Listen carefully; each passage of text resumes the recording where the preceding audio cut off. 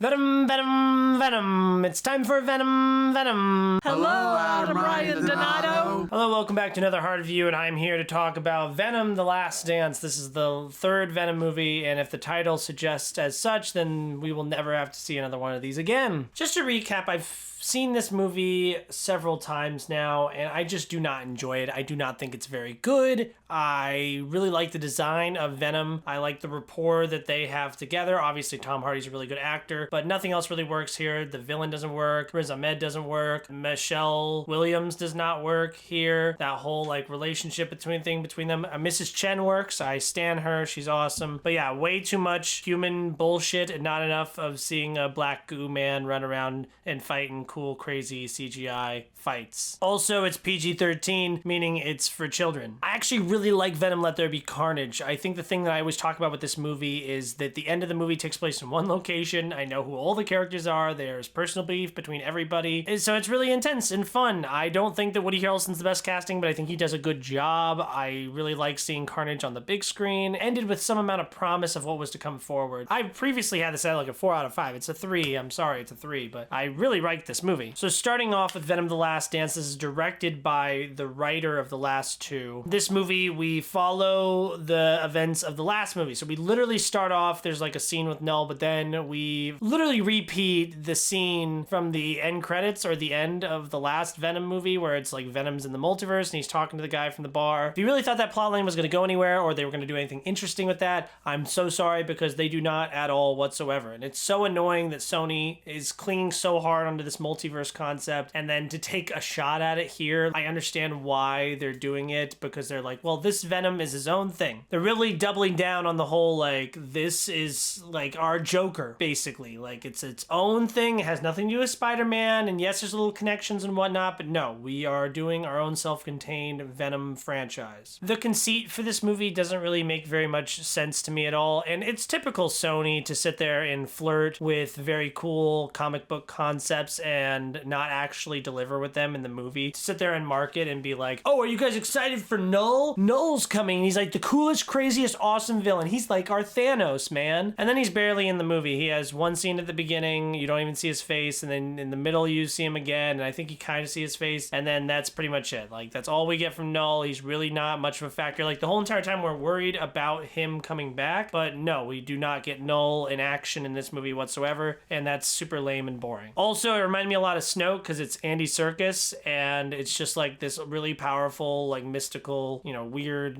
pale being that's sitting on a throne and making all these speeches in Andy Serkis' voice, and I'm that's Snoke. That's what Snoke does. You just redid Snoke. We really cut a lot of the dead weight here. There's no Michelle Williams and her boyfriend that we were trying to... I don't know where we were going with that plot line. I'm happy we're done with it, because I really feel like it ran its course. Because most of this movie, Eddie is on the run, and we see him out in the desert, and he's running away from these crazy alien things, kind of like the aliens from Infinity War that Thanos sicked on all the Avengers, but much bigger than that. And they're indestructible, by the way, so immediately one gets destroyed in the engine of a plane, and then when it falls to the ground, it kind of morphs back together, kind of it's the T-1000, which really sucks when there's a character in your movie that just cannot be defeated in any way, shape, or form, because then there's really no stakes here. They established that many of them are coming, so why not make them fallible in some kind of way? Then the more just keep coming. But that's the main antagonist most of the time, is those creatures, so it's really hard to have a personal beef when your main character is fighting an animal, and then there's no FaceTime with Null whatsoever. So from a villain standpoint, this movie really sucked. Mrs. Chen returns in this movie. You see her dancing in the trailer, and she dances in this movie, and that's my favorite scene in the movie. It's really ridiculous, and it reminded me a lot of the club scene from the last movie. I think it's really fun to take this version of Venom and put him in goofy scenarios, because I think he is a fun, goofy character. It's not my version of Venom. I was saying this to my friends going into the movie. The Suicide Squad from 2021, James Gunn, that is my version of Suicide Squad.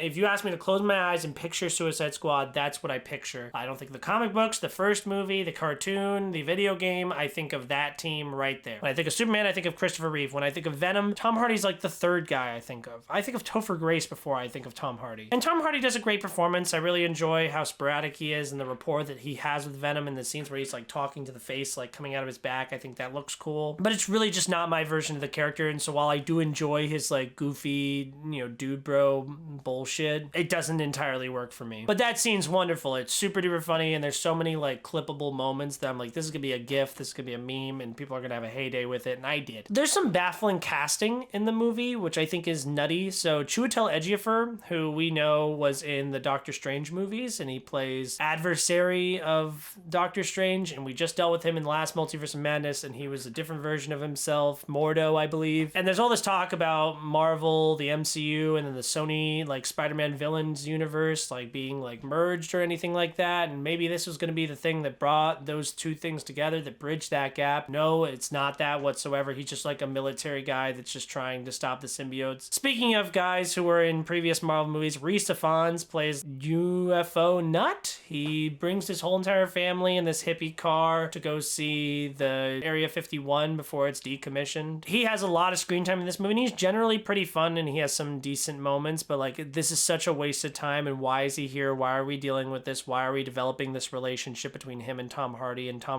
the rest of his family as well? But yeah, Rhys Ifans was the fucking Lizard in The Amazing Spider-Man, and there's a lot of rumors about Andrew Garfield coming back, so it was really disappointing for them to just not do anything with Spider-Man whatsoever. I guess it's following through with the whole concept that this Venom is its own thing, which is a thing that can be done successfully. The Joker movies, I mean, the second one people really hated, but the first one was a huge success. That movie's way, way, way better than this. I have so little hope in the future of this franchise. I don't really see these Venom movies continuing on very longer. I think that Craven will fail, and this is going to do fine. People really ate this up. My audience full of casuals was really enjoying this movie. It is a fun time for the casual movie fan, I guess. I will say, in comparison to the first two movies, this does have a lot of CGI action, which is really cool because that's what you would want out of this type of a concept. It is disgusting and gross. This movie visually is gross. The CGI is gross, but the fights are sometimes cool, and that's pretty neat. This movie is decently funny from time to time. There's a couple really funny like needle drops. There's one specifically at the end of this movie where they really try to like make you nostalgic for the franchise, and it doesn't work whatsoever, and it's actually really comical. One of my favorite moments in this movie is Eddie is in Las Vegas, and it's just a shot where he shoulder checks this guy for no reason, and then nothing comes of it, and it's really silent. There's no music or anything. He just shoulder checks this guy, and the guy goes, and then Eddie keeps going, and I was like, why? Yeah, I didn't really like this movie at all. I found it really draining. I was really bothered by the whole thing, so no thank you. I'm gonna give this one a generous 2 out of 5 stars. It feels more like a 1, like I feel dejected, but there is some generally fun things. I think it's better than the first movie, but I don't think it's as good as the second movie. They're all not very great. Thank you guys so much for watching this video. Like, comment, subscribe. Why don't you guys tell me what Venom movie is your favorite? Venom, Venom, Venom, Venom.